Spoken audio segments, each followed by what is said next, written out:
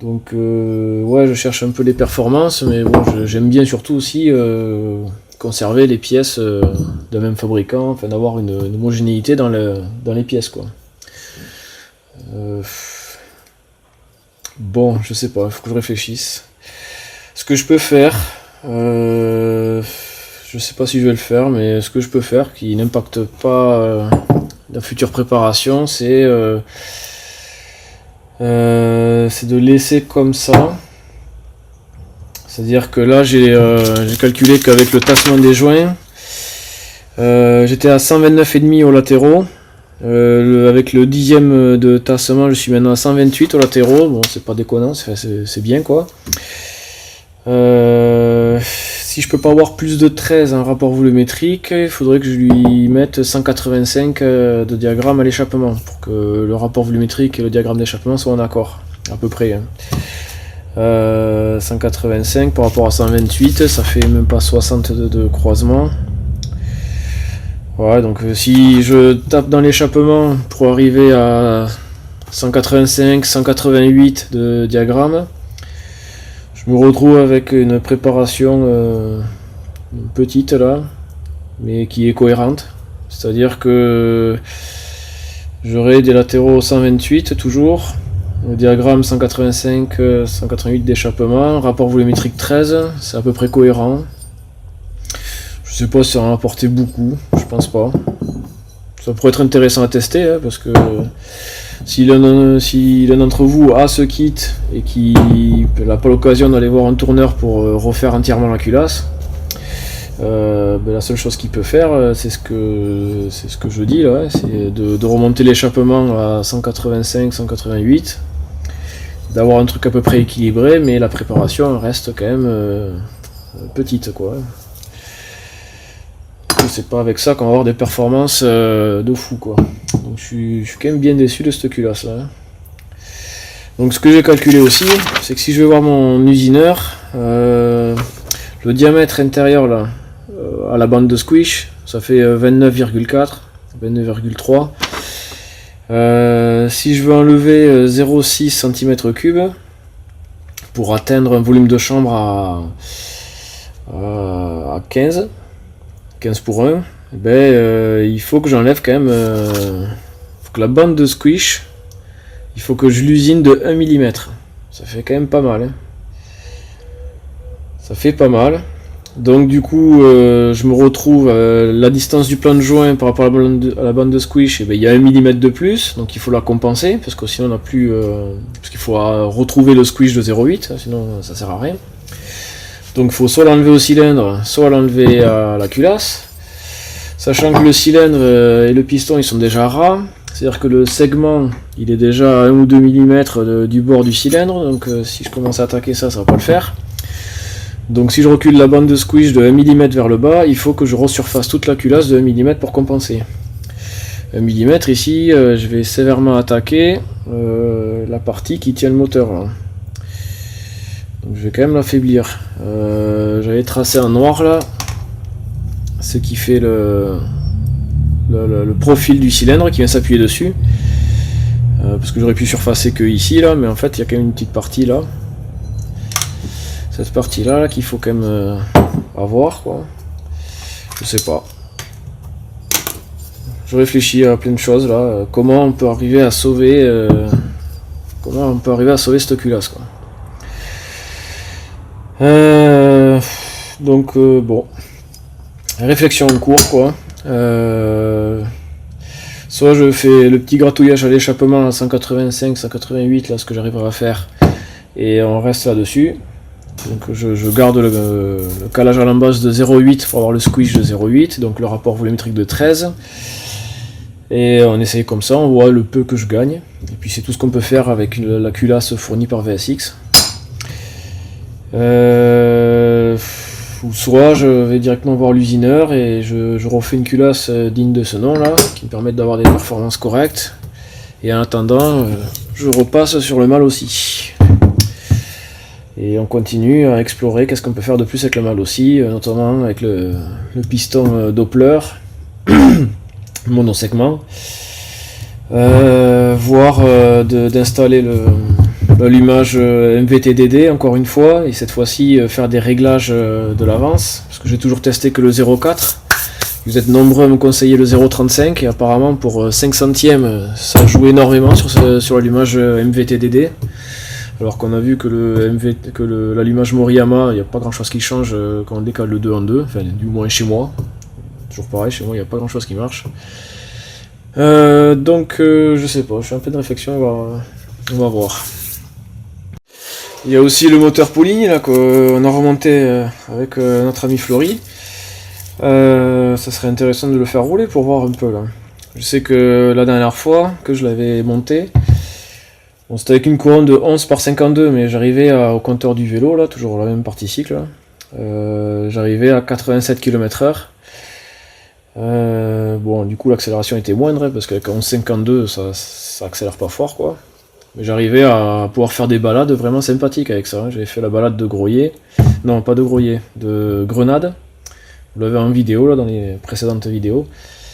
Et ça marchait plutôt pas mal, c'était plaisant, ça faisait pas trop de bruit, ça prenait ses tours quand même. J'avais pas de compte tour à l'époque, mais je pense que dans les 9-10 000 il doit y être, parce qu'il chante bien. Et c'était pas mal, donc j'hésite à remonter ça aussi pour rigoler un peu. Pour essayer de le régler et voir qu'est-ce qu'il peut donner maintenant que j'ai un peu plus d'expérience sur le réglage. Bon, on va voir. Pourquoi pas taper l'échappement du Bidalo et voir ce que ça fait. Voir si on arrive à gratter un petit peu de la performance juste avec ça.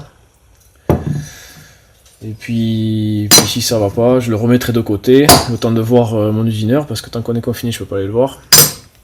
Et on rebascule sur le Polini ou le Mal aussi, quoi. Bon, ben, ce qu'on va faire, c'est qu'on va juste gratter l'échappement de manière à avoir des 185, 188 là de diagramme. Comme ça on conserve le calage de 0,8 à l'embase, avec les joints papier là.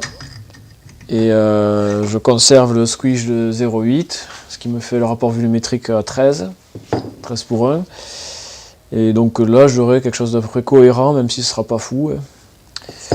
Donc on va estimer jusqu'à combien il faut usiner dans le cylindre pour gratter, pour avoir les 185 et 188.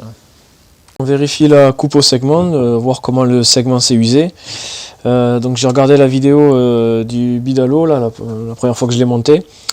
La 0,15 elle me passait bien, et la 0,2 elle me passait pas.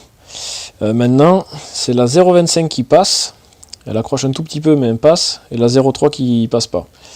Donc le jeu, la coupe au segment a pris 1/10.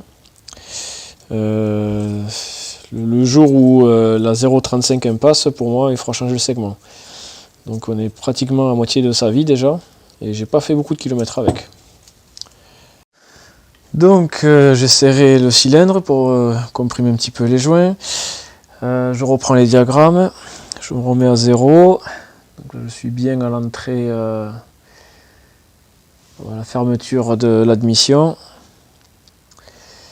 J'effectue le cycle, voilà, je reviens ici, 128, donc j'ai bien 128 aux latéraux. Je reviens à 0 sur le disque, donc j'ai bien fermé la fenêtre. Donc maintenant que je suis à 0, je vais me décaler, donc je veux 60 degrés de croisement, donc la moitié ça fait 30. Donc là depuis le 0 de mon disque, je fais moins 30, donc je remonte. Voilà, j'ai 30, je vais mettre 29, à peu près. Donc là, je veux que ce soit le début de l'ouverture de l'échappement.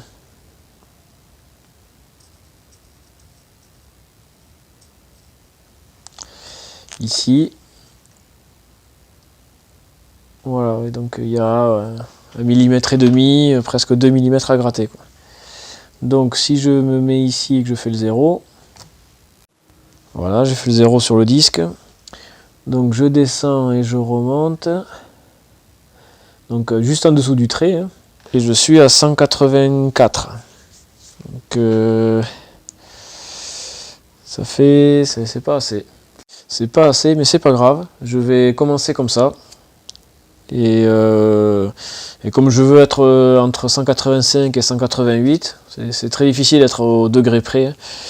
Donc 184 c'est bien, c'est en dessous encore de ce que je veux, donc au cas où que je me trompe, ça me laissera de la marge pour continuer. Donc je vais donc gratter en dessous du trait, quoi. Donc je l'ai retracé au crayon là. Je sais pas ce que c'est ce dépôt blanc là qu'il y a. Je ne pense pas que ce soit le Nicacil qui soit parti. J'espère pas. Donc c'est tout ce qui est en blanc qu'il faut enlever, quoi. Donc faut que je fraise, mais que je laisse le feutre noir, quoi. Et donc j'ai reproduit la même forme d'échappement là, qui est un petit peu arrondi. Je l'ai juste décalé de là où j'avais le trait au plus haut.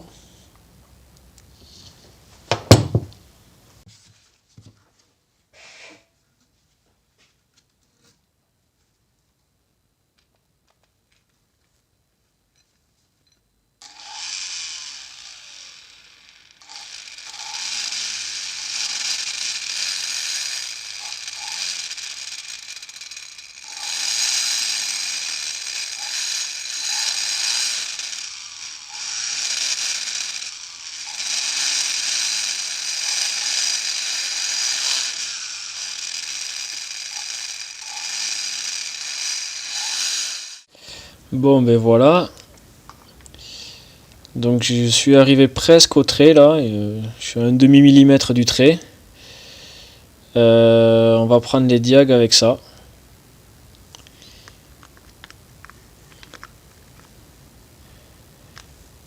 Donc j'essaie de respecter la forme un petit peu arrondie là. Donc c'est vraiment minutieux parce que ça a très vite fait d'enlever trop de matière, quoi. Donc début d'ouverture là, je suis à 0, donc c'est parti, je descends, je monte, là, et ça va vite, hein. 186, alors que je suis resté à un demi millimètre de mon trait au feutre. Alors que je me suis dit, il faut que j'arrive jusqu'au trait que j'ai dessiné avec le feutre, mais il ne faut pas que je le touche. Prenant l'expérience du mal aussi, où je suis allé un peu plus haut que ce que je pensais, j'ai dit je vais un petit peu moins que le trait au feutre. Et bien j'ai bien fait, parce que du coup j'arrive à quasiment la valeur que je veux, juste en une ébauche. Donc vraiment ça part très très vite, quoi. Le fait de tracer un trait au feutre, il faut se mettre un demi millimètre en dessous du trait au feutre, avec la fraise. Bon, 186. Donc c'est ce que je voulais, entre 185 et 188. Je vais pas aller chipoter les derniers degrés, sinon je vais tout foirer, donc j'aurai pas ce que je veux après. Donc bon, c'est pas trop mal. J'ai réussi à respecter un peu la forme ronde d'origine. Par contre, je suis pas très symétrique. Il y en a un peu plus de ce côté-là là, que de celui-là, mais bon, c'est pas très grave. Allez, ça ira, je remonte comme ça et puis on va tester. Et du coup, je tombe sur les diagrammes d'origine du mal aussi, quoi. Mal aussi, 185, 125, 128. 185, 128 c'était.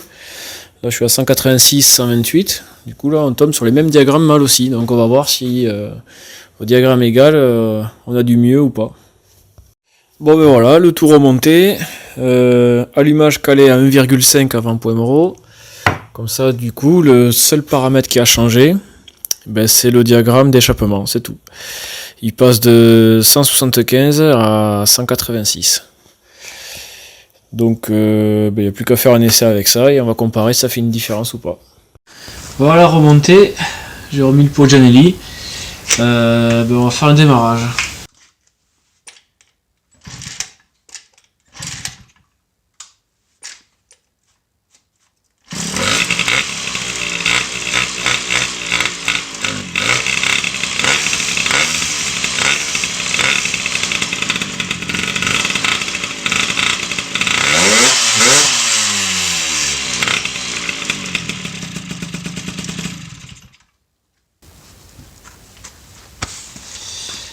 Bon, et ben il fait nuit, donc on essaiera plus tard. Ah oui, j'ai oublié de dire aussi, dans la polyembriage, j'ai mis les ressorts Doppler jaunes de scooter, parce que je pensais remonter le mal aussi, vu que j'étais bien déçu de la culasse de Bidalo. Bon, ben du coup, maintenant qu'ils y sont, je vais essayer comme ça, et si ça accroche trop tard, et ben je remettrai les ressorts fournis avec la poly Doppler. J'ai repassé la couronne en 60 aussi, et puis voilà. Bon, ben le réglage de l'embrayage est pas trop mal finalement, ça va bien. Le variateur était trop lourd, il n'arrivait pas à avancer sauf quand j'appuyais sur la pédale lanceur. Donc je suis passé de 11 grammes à 9,5. Et bien il y a une réelle différence sur le comportement. J'ai dû alléger le variateur parce qu'avec les 11 grammes c'était trop lourd. Vraiment c'était pas un veau mais ça accélérait pas bien. Dès que je touche la pédale lanceur, il me faut pas l'appuyer de beaucoup, mais dès que j'appuie un petit peu, bam, même part d'un coup, c'est vraiment du on-off. Donc j'ai allégé le variateur à 9,5 grammes, et du coup là c'est nickel, je suis dans la pleine puissance tout le temps, donc ça accélère très très très fort. Donc là il y a une réelle différence, vraiment bien. On va voir si sur la VMAX il y a un gain aussi, mais en tout cas en accélération il y a quelque chose. Je vais essayer de superposer les courbes avec le compteur vélo et la caméra. On va voir si ça ressort ou si je me fais une idée.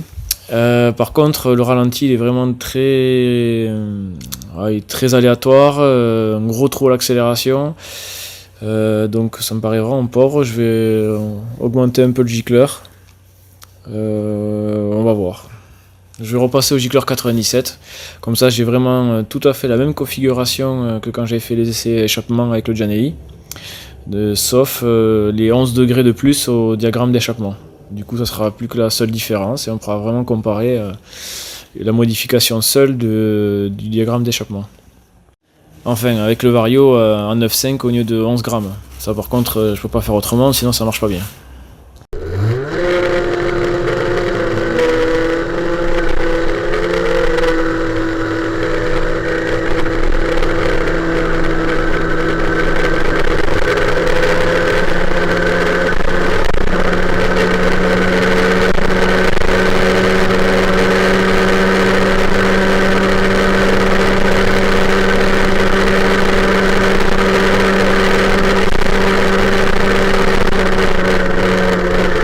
Bon, et bien 98,1 au GPS, 97,7 au compteur vélo. Voilà, du coup, le GPS il s'accorde un peu plus au compteur vélo cette fois-ci. Du coup, ouais, ça accélère très fort et ça prend les tours. Et très facilement, quoi. Vraiment, autant. Avant, je peinais vraiment pour atteindre la vitesse max. Là, j'y arrive assez rapidement. Ça n'a rien à voir. Ça n'a rien à voir, mais par contre le moteur est bien plus creux à bas régime, ce qui fait que maintenant ça devient complètement inconduisible en ville, hein. C'est-à-dire que si on ne le fait pas gueuler à 9000 ou 10 000 tours, bah, il n'est pas capable de passer de 15 km/h à 30, il peut pas. Obligé d'être à 9000 tours s'il veut avancer un tout petit peu. Mais par contre, avec l'embrayage qui est calé plus haut comme ça et le variateur plus léger, je pense que le réglage est vraiment pas mal là. Ça accélère fort tout le temps quoi. Mais par contre ça gueule tout le temps. Ça gueule vraiment. Donc finalement c'est peut-être un bon compromis. Enfin je sais pas, on verra. De toute façon là, tant que j'ai cette culasse là, je peux pas faire plus. Je peux pas aller plus loin dans la préparation, sinon le rapport volumétrique va être trop faible par rapport au diagramme. C'est pas dit que je gagne quoi.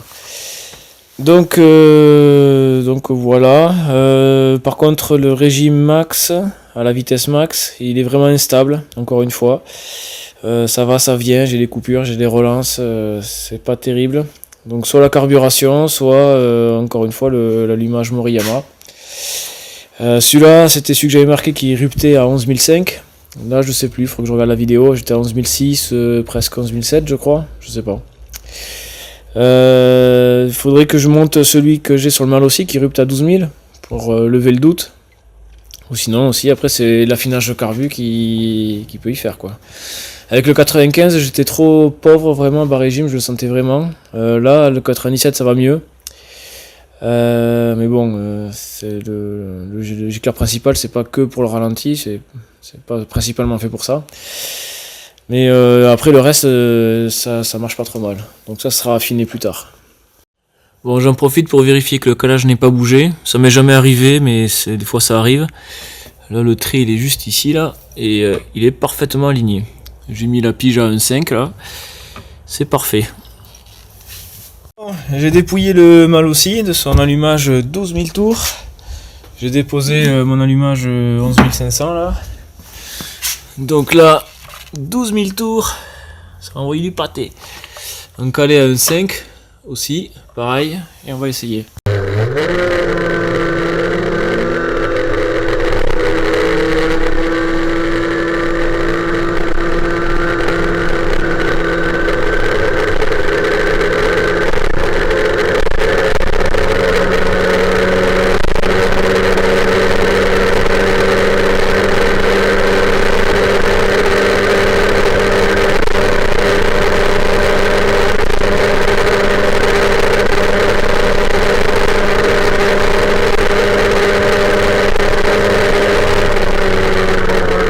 Et ben voilà, la barre des 100 km/h dépassée, plus les 100 km/h réels, donc j'ai 101 km/h maxi au compteur vélo. Bon, par contre je suis deg, c'est que cette fois-ci le GPS il m'a fait 100,8, je sais plus. Il est toujours aléatoire ce GPS par rapport au compteur vélo qui lui est assez stable. La dernière fois, du coup avec ça j'ai égalé mon record avec le mal aussi. Avec le mal aussi, que j'ai gratté l'échappement aussi à 190, latéraux à 130, rapport volumétrique 14, et c'était avec le Janelli Sport. Donc s'il faut, je monte le Black Gun sur le mal aussi, ça peut mieux aller aussi, j'en sais rien. Du coup, oui, comme je le disais, avec le mal aussi, quand j'ai fait 101 au compteur, j'avais fait 101,1 de mémoire. Et au GPS j'avais 103 km/h, 102,9. Donc bon, le GPS lui il fluctue dans tous les sens. Mais dommage, cette fois-ci il m'a pas annoncé un gros chiffre, ça aurait été rigolo. Bon, tant pis, c'est pas grave. Bon, ça marche très bien. Par contre, avec cet allumage là, elle tient pas le ralenti. C'est un truc que j'avais remarqué avec le mal aussi à l'époque. Que le ralenti soit à 2000 tours ou 3000 tours, elle ne tient pas. Avec l'autre allumage, j'ai rien changé à part l'allumage. Calé à 1,5 aussi, pareil. L'autre, elle tient très bien le ralenti, très sain, très très bien. Mais celle-là, rien à faire. Je la laisse au ralenti pendant, je sais pas, 5 secondes, 10 grand max, et un cale. Et le ralenti à 2000 ou 3000 tours. Bon, je sais pas, c'est pas très grave ça. Bon, du coup, ça marche pas trop mal. Surtout pour une pseudo-prépa là, assez légère. Donc j'ai juste gratté l'échappement à 186, les latéraux sont à 128. Le rapport volumétrique je l'estime à 13. Donc après la carburation, vous avez tout dans la description de la vidéo, hein, tout le détail. Donc je suis repassé en poids de vario à 9,5 au lieu de 11 grammes avec les vis. Je pèse les poids et les vis. Le carbu GP 97, le gicleur principal 97. Le ralenti c'est du 40. Il faudrait que j'essaie de l'augmenter pour voir si on tient mieux le ralenti. Donc c'est le carbu 19. Et puis voilà, le Black Gun et les clapets Athena, pipe 19 mal aussi, montage souple, carter origine. Et puis voilà. Du coup ça marche pas mal. Ça marche pas mal du tout. Et par contre c'est pointu, je reviens un peu... en fait j'ai le même comportement que le mal aussi préparé. Malgré que j'ai les diagrammes du mal aussi stock. Donc vraiment ce bidalo il a du potentiel. J'aimerais bien vraiment le pousser à 130-190 pour voir ce que ça fait et aller au-delà, 132, 195, 135, 197 pour voir quoi. Ouais, à voir, on va réfléchir. Je peaufinerai les réglages plus tard, là, je pense qu'il y a un peu à gagner encore sur la carburation. Mais là, elle tourne pas mal. Hein. Autant avec l'autre allumage, j'avais un régime maxi très instable, mais je pense que j'arrivais à la limite de l'allumage, hein, comme je l'avais marqué, à 11 500. Et là, je sais pas si je suis arrivé à 12 000. J'ai pas regardé le compteur. Là, j'avoue que à cette vitesse-là, habillé en jogging, là, ça commence quand même à craindre un peu, quoi. Donc je regarde la route, je fais attention d'arriver jusqu'au bout de la ligne droite entier, et du coup je regarde plus trop si le variateur est ouvert, si le compte tour il marque, etc. quoi.